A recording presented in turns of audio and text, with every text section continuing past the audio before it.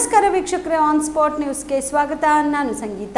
ಕಲಬುರಗಿ ಲೋಕಸಭಾ ಚುನಾವಣೆಯ ಫಲಿತಾಂಶ ಹೊರಬಿದ್ದಿದೆ. ಕಾಂಗ್ರೆಸ್ ಅಭ್ಯರ್ಥಿ ರಾಧಾಕೃಷ್ಣ ದೊಡ್ಡಮನಿ ಗೆಲುವು ಸಾಧಿಸಿದ್ದಾರೆ. ಫಲಿತಾಂಶ ಹೊರಬೀಳುತ್ತಿದ್ದಂತೆ ಕಾಂಗ್ರೆಸ್ ಪಕ್ಷದ ಕಾರ್ಯಕರ್ತರು ಸಂಭ್ರಮಿಸಿದ್ದರು. ಇನ್ನು ಇದೇ ವೇಳೆಯಲ್ಲಿ ನೂತನ ಸಂಸದ ರಾಧಾಕೃಷ್ಣ ದೊಡ್ಡಮನಿ ಅವರಿಗೆ ಸನ್ಮಾನಿಸಿ ಶುಭ ಕೋರಿದರು. ಈ ಸಂದರ್ಭದಲ್ಲಿ ಸಚಿವರಾದ ಪ್ರಿಯಾಂಕರಿಗೆ ಡಾಕ್ಟರ್ ಶರಣ್ ಪ್ರಕಾಶ್ ಪಾಟೀಲ್ ಮಾತನಾಡಿದರು. सब हमारे कार्यकर्ताओं को और जनता को हम धन्यवाद देना चाहते हैं.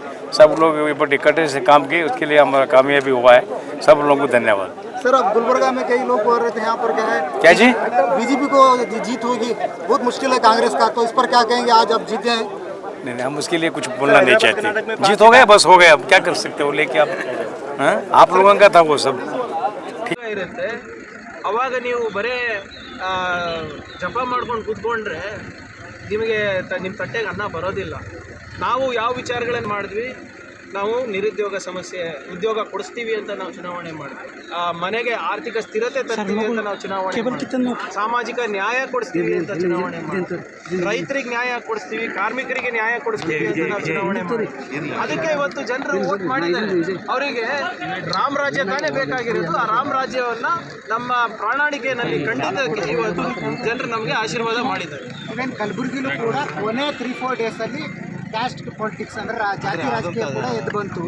ನೋಡಿ, ನಾನು ಬಹಳ ಸ್ಪಷ್ಟವಾಗಿ ಇದ್ರ ಬಗ್ಗೆ ಮಾತನಾಡಿದ್ದೆ. ಅವಾಗೆ ಅದು ಚುನಾವಣೆ ತನಕ ಮಾತ್ರ ಇರುತ್ತೆ.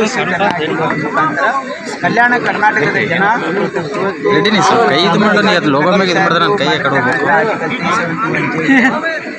ಕಳೆದ ಸಾರಿ ಅವರ ಸೋಲಿನ ಒಂದು ಹಿನ್ನೆಲೆಯಲ್ಲಿ ಜನರಿಗೆ ಅವರ ಅರಿವಾಗಿ ಇಡೀ ಕಲ್ಯಾಣ ಕರ್ನಾಟಕದ 5 ಸೀಟನ್ನು ನಾವು ಗೆಲ್ಲಲಿಕ್ಕೆ ಸಾಧ್ಯ ಆಗಿದೆ.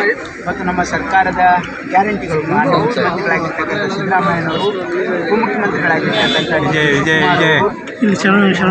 ಕಲ್ಯಾಣ ಕರ್ನಾಟಕಕ್ಕೆ ಹೆಚ್ಚಿನ ಒಂದು ಆದ್ಯತೆ ಕೊಡ್ತಕ್ಕಂಥ ರೀತಿಯಲ್ಲಿ ಕೆಲಸ ಮಾಡಿರೋದ್ರಿಂದ ಇಡೀ ಕಲ್ಯಾಣ ಕರ್ನಾಟಕ ಜನ ನಮಗೆ ಬಂದಿದೆ. 10 ಸೀಟ್ ಗೆದ್ದಿದ್ದೀವಿ ನಾವು.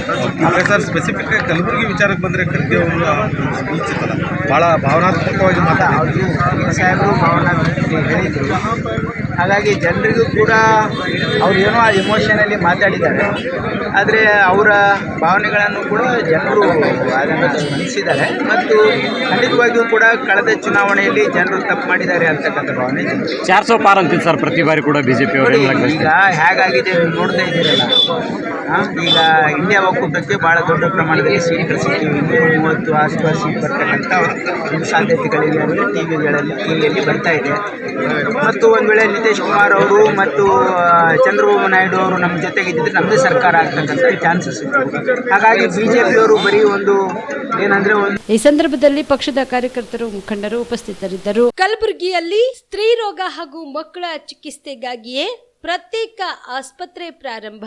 ಸುಜಿನಿ ಕಲ್ಯಾಣ ಕರ್ನಾಟಕ ಭಾಗದ ಅತ್ಯಾಧುನಿಕ ತಾಯಿ ಮತ್ತು ಶಿಶುವಿನ ಆರೈಕೆಯ ಆಸ್ಪತ್ರೆ, ಸ್ತ್ರೀ ರೋಗ ತಜ್ಞ ಖ್ಯಾತ ವೈದ್ಯರು ಹಾಗೂ ಮಕ್ಕಳ ತಜ್ಞ ಖ್ಯಾತ ವೈದ್ಯರ ತಂಡದಿಂದ ಕಡಿಮೆ ದರದಲ್ಲಿ ಚಿಕಿತ್ಸೆ, ವಿಶ್ವ ದರ್ಜೆಯ ಉಪಕರಣಗಳ ಮತ್ತು ಅತ್ಯಾಧುನಿಕ ಐಸಿಯು, ಎನ್ಐಸಿಯು ಹಾಗೂ ಇತರೆ ಸೌಲಭ್ಯಗಳಿಂದ ಮಕ್ಕಳಿಗೆ ಗುಣಮಟ್ಟದ ಆರೈಕೆ. ಸುಜಿನಿ ಆಸ್ಪತ್ರೆಯಲ್ಲಿನ ಸೌಲಭ್ಯಗಳು: ದಿನದ 24 ಗಂಟೆಯಲ್ಲಿ ತುರ್ತು ಸೇವೆ, ಹೈ ರಿಸ್ಕ್ ಗರ್ಭಧಾರಣೆ, ಒಬೆಸ್ಟ್ರಿಕ್ ಐಸಿಯು, ನವಜಾತ ಮತ್ತು ಶಿಶು ಐಸಿಯು, ಶಿಶು ಸಂಬಂಧಿತ ಶಸ್ತ್ರಚಿಕಿತ್ಸೆ, ಲ್ಯಾಪ್ರೋಸ್ಕೋಪಿ, ಲಸಿಕಾಕರಣ, ತಜ್ಞ ವೈದ್ಯರ ಸಲಹೆ, ಡಯಾಗ್ನೋಸ್ಟಿಕ್ ಮತ್ತು ಅಲ್ಟ್ರಾಸೌಂಡ್ ಸೇರಿದಂತೆ ಅನೇಕ ಸೌಲಭ್ಯಗಳು ನಿಮ್ಮ ಸುಜಿನಿ ಆಸ್ಪತ್ರೆಯಲ್ಲಿ ಲಭ್ಯ.